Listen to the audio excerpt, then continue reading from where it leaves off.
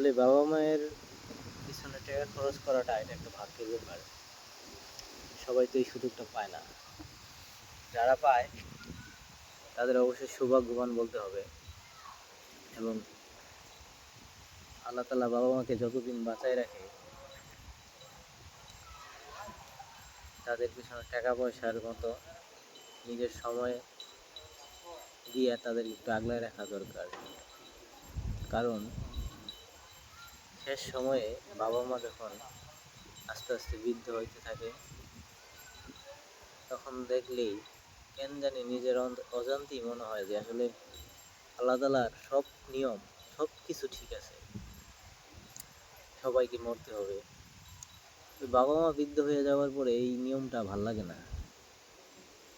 আসলে সবাই সবার বাবা মা চায় যাতে যে অনেক হাজার হাজার বছর বেঁচে থাকুক।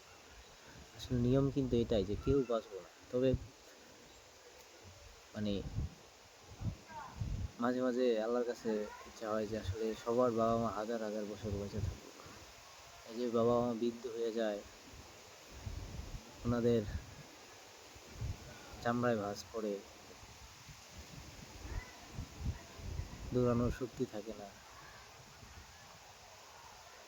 ধমক দেওয়ার শক্তি থাকে না, শাসন করার শক্তি থাকে না, আস্তে আস্তে কেমন নিষ্প্রাণ হয়ে যায়। আসলে সবার বাবা মা হাজার হাজার বছর বেঁচে থাকুক। আল্লাহ তাআলার